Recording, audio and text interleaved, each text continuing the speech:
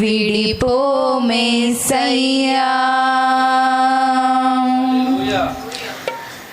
నాతో నీవు నీతో నేను ఒకటై ఉన్నాము, విడిపోమేసయ్యా. నాతో నీవు నీతో నేను ఒకటై ఉన్నాము, విడిపోమేసయ్యా. నా దేవ నీవే కదా, నా దేవ నీవే కదా, నన్ను నడిపే దైవము, నన్ను నడిపే దైవము. నీకే ఆరాధన, నీకే నా హృదయార్పణ, నీకే ఆరాధన, నీకే నా హృదయార్పణ. నాతో నీవు నీతో నేను ఒకటై ఉన్నాము, విడిపోమేసయ్యా. నాతో నీవు నీతో నేను ఒకటై ఉన్నాము, విడిపోమేసయ్యా.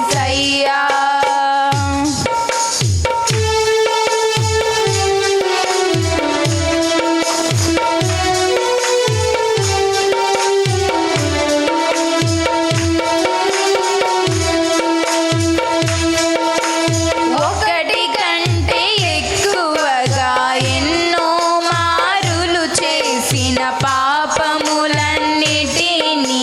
క్షమించిన దేవా. ఒకటి కంటే ఎక్కువగా ఎన్నో మారులు చేసిన పాపములన్నిటినీ క్షమించిన దేవా. పరిశుద్ధతతో నన్ను నడిపితివయ్యా,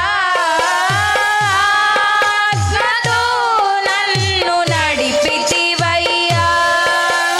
పరిశుద్ధతతో నన్ను నింపితివయ్యా, ఆత్మతో నన్ను నడిపితివయ్యా. నీకే ఆరాధన,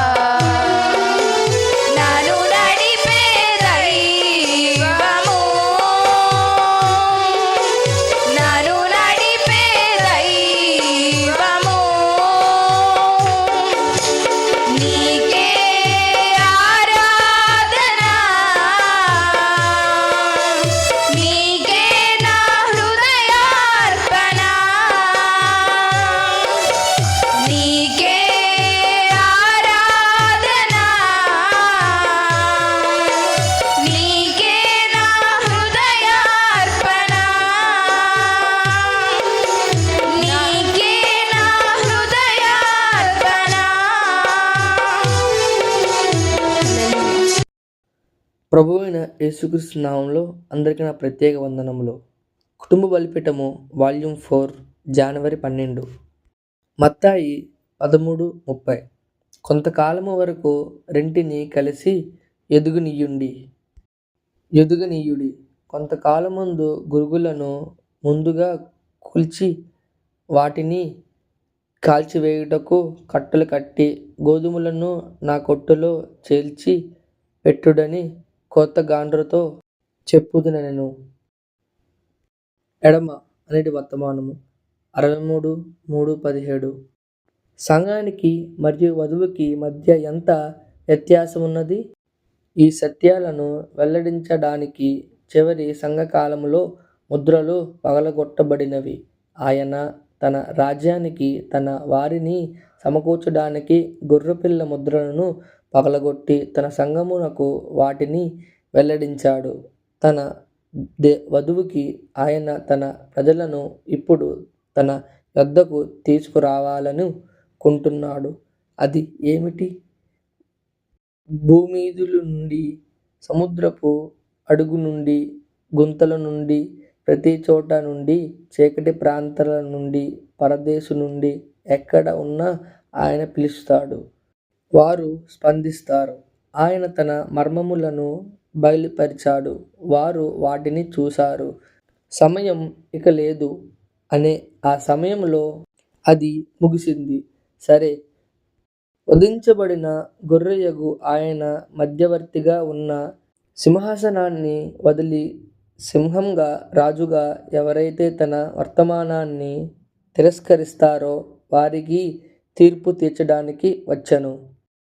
వీడని పట్టుదల అనేటి వర్తమానము 63:8-2. శుద్ధీకరించబడుట కోసం సంఘము శ్రమల గుండా వెళ్తుందని అనేక మంది సేవకులు నమ్ముతారు. నేను అలా చూడలేను. యేసుక్రీస్తు రక్తమే మన శుద్ధి. ఆమేన్. అది కాక మరేదీ శుద్ధి చెయ్యలేదు. హల్లెలూయా. చూడండి, సంఘము సంఘశాఖల మరియు నిద్రిస్తున్న కన్యక శ్రమల కాల ద్వారా వెళ్తుందని నేను నమ్ముతున్నాను. కానీ వధువు కాదు. సంఘమునకు మరియు వధువుకి మధ్య ఒక వ్యత్యాసం ఉంది. వధువు ఎత్తబడుటలో వెళ్తుంది. ఆమేన్. కృపకు బదులు సంఘము ధర్మశాస్త్రాన్ని ఎన్నుకుంది అనేటి వర్తమానం 61:3-16.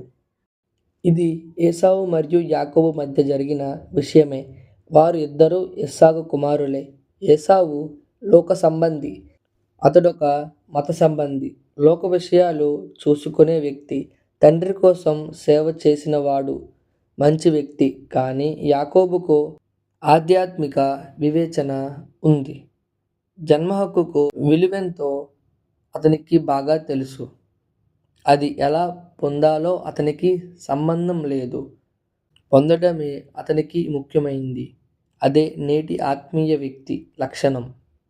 ఆమేన్. గుర్తు అనేటి వర్తమానము 64:3-8. ఐగుప్తు మరియు ఇశ్రాయేలు అనే రెండు దేశాలు మధ్య తేడాను చూపించింది. కేవలం ఆనవాలు మాత్రమే. వారందరూ మానవులే, దేవుడు సృష్టించిన వారే. కానీ మరణం శక్తి వచ్చినప్పుడు జీవం మరియు మరణం మధ్య తేడా అనేది గుర్తు వలె ఏర్పడింది. దేవుని కుమారుడు వచ్చినప్పుడు వధువును సంఘము నుండి తీసివెళ్ళే సమయంలో కూడా అదే విధంగా గుర్తు వలె తేడా ఏర్పడుతుంది. ఈ మధ్యాహ్నం మీరు జాగ్రత్తగా వినండి. ఇది నిజమైన చూడండి, గుర్తు తేడాని తెలుస్తుంది. తేడా ఉండాల్సిందే. ఆమేన్. పరలోకమందున్న మా తండ్రి, నీ నామం పరిశుద్ధపరచబడునుగాక. నీ రాజ్యం వచ్చునుగాక. నీ చిత్తం పరలోకమందు నెరవేరునట్లును భూమియందును నెరవేరునుగాక. మా అనుదిన ఆహారము నేడు మాకు దయచేయము. మా రుణస్థులు మేము క్షమించిన ప్రకారములు మరణములు క్షమించుము. మమ్ములను శోధనలోకి తేక దుష్టుల నుండి తప్పించుము. ఎందుకనగా రాజ్యము, బలము, మహిమ నిరంతరం నీవే ఉన్నావు.